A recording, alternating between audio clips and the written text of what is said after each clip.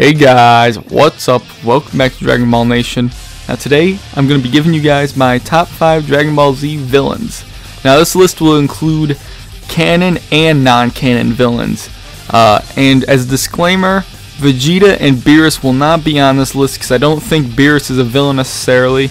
And Vegeta did eventually become a good guy. But yes, he was a villain at one point. But just for the sake of this list, so he wouldn't be like an automatic placement or anything on here, because it is just top 5, I decided to leave him off of it. So let's get right into it. Now, coming in at number 5, we've got Omega Shenron, and this will come as a surprise to a lot of people probably, and I know a lot of you don't like Dragon Ball GT, and I will reveal my thoughts on the series overall in another video later down the line. But maybe there's I'll explain this a little bit after. Omega Shenron was such a badass villain. Not only was he the strongest villain, in my opinion, I thought he was stronger than Beerus or Whis, and I do want to do a video explaining why I think that, but that, like I said, is for another video. I do think he's stronger than both of them, and I do know GT is non-canon and all that stuff, but besides the point, he was the strongest villain, I guess you could say, in Dragon Ball up at that point.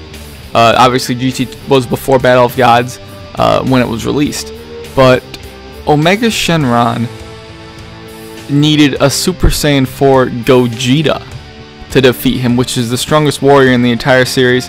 And yes, I do think Gogeta Super Saiyan 4 is league stronger than Super Saiyan God, and a lot of you will probably assume that because I did do a video on Super Saiyan 4 vs Super Saiyan God, which you can check out in the link down below if you're a new subscriber.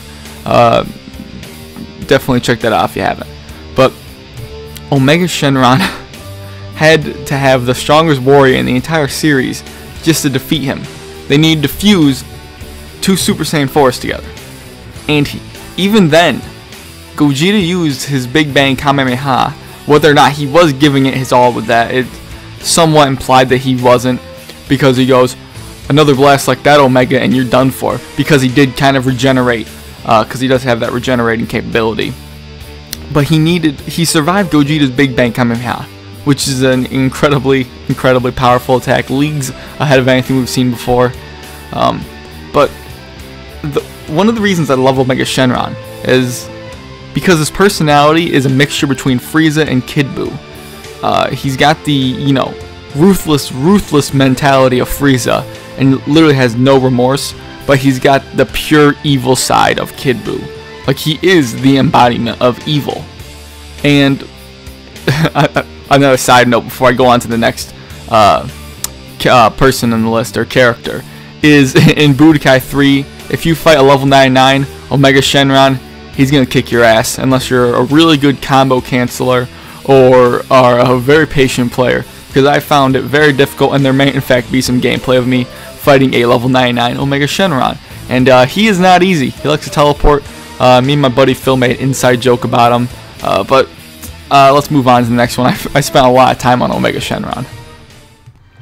Now coming in at number 4, we have Super Buu, and more specifically the base form of Super Buu, which some people refer to as Evil Buu, and I'm not talking about the Gray Buu. I mean, you know, vanilla, Super Buu, whatever you want to call him. That was my favorite form of Majin Buu in general. And I never really cared for Fat Buu, and I know a lot of people didn't as well, and it's very understandable why.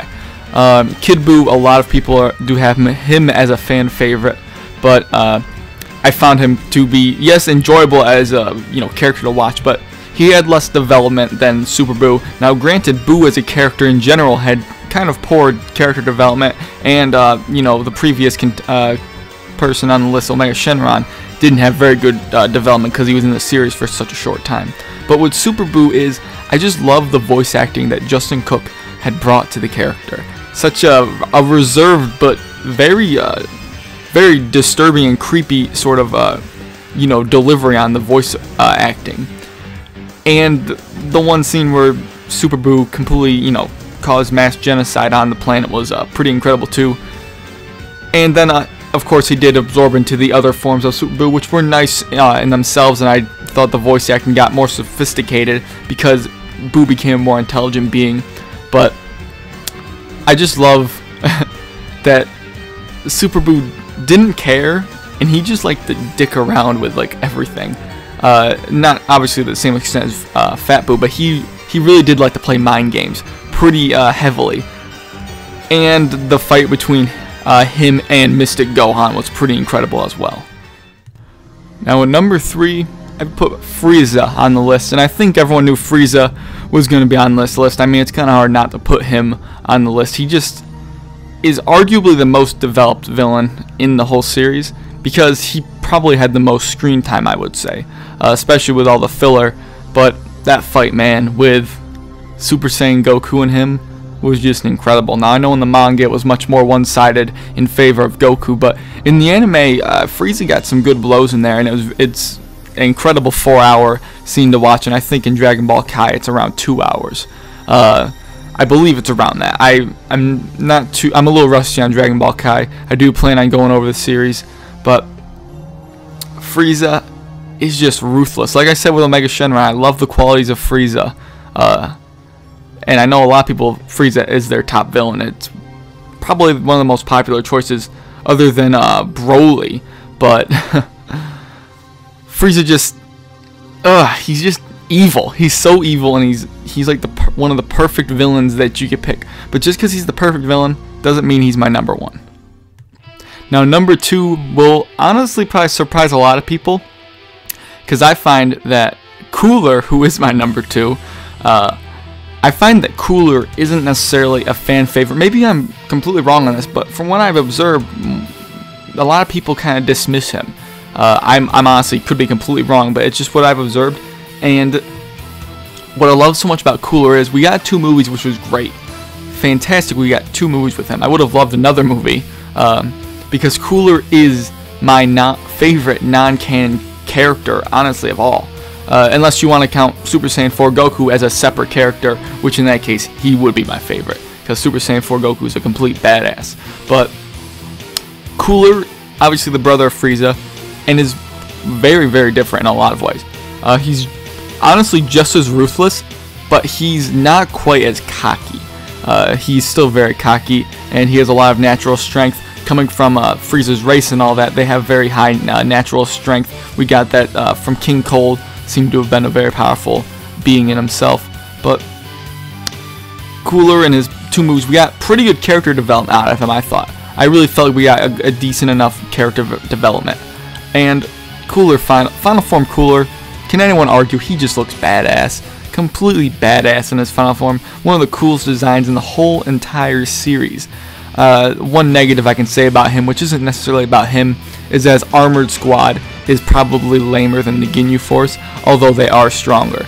But yeah, I gotta give number 2 to Cooler. I just love some of the non-canon characters are just hard to talk about, because they did have decent character development, but they didn't have as much, so it's hard to talk about them. There's just something about Cooler that grabs me, and I don't know what necessarily. Now at number 1, I'm picking Cell, and a lot of you would probably have called this, if you saw my top 5 Dragon Ball Z characters, Cell was on that list, and I mean that would kind of narrow it down for this list. I think I even mentioned that he was my favorite villain, so it kind of in a way spoiled this video, but you know what? Oh well, it's in the past. But Cell, more specifically Perfect Cell, because I don't think anyone's too big of a fan of semi-perfect. Imperfect I could see, but semi-perfect was in there for such a brief moment that I don't think he was really goofy too. So Perfect Cell though is honestly one of my favorite characters in any sort of fiction, and mainly the reason is because he's super evil in his perfect form, but at the same time he's just so competitive. He's very, very, I've mentioned this in my Battle of God review, I believe. He's very similar to Beerus in the fact that he, you know, loves to fight and destroy, but Beerus, like I said, isn't necessarily evil, but Cell is naturally evil from Frieza's Cell and his programming and development from Dr. Gero. But the fact that he has all that stuff from all the different warriors, the greatest warriors of, you know, the universe basically, put into one, which was the original character to have regeneration aside from, you know, Piccolo. He just was one of the more, honestly, most original villains in any type of fiction that I've seen. And one of my favorite things about Cell is just the delivery that Damon Clark gives as the voice acting for Perfect Cell. a lot of you probably understand what I'm talking about. And in some of the later games, it's kind of it's done by a guy by the name of Travis Willingham, and I think he does a terrible job of imitating Damon Clark's voice acting, but his delivery is just fantastic. I smile whenever he's on screen. I actually just bought my first Blu-ray for Dragon Ball Z, and I made sure to pick up the Season 6, which consists of the start and finish of the Cell games. So basically all of Perfect Cell. But yeah, Perfect Cell is just a joy to have. The only downside I could say is he's not very good in most of the games he's in, except for Burst Limit, I would say, and maybe Budokai 3. But Cell is just, man, he just makes me smile.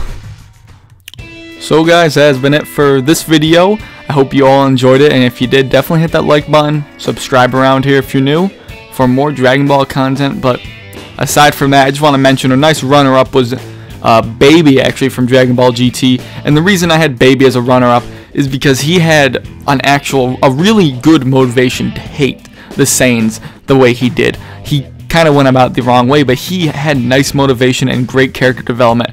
But I found the delivery on the voice acting, and I know a lot of you may think that's kind of stupid of me to judge the voice acting, but voice acting in types of media mean a lot to me. And the delivery on the voice acting was a little bit silly, but I thought the design and the concept of Baby was phenomenal, and he honestly had a really good chance of being on the list. But let me know what your guys' top 5 Dragon Ball Z villains is, definitely. But yeah, that has been it, guys. Thanks for watching, and I'll catch you later.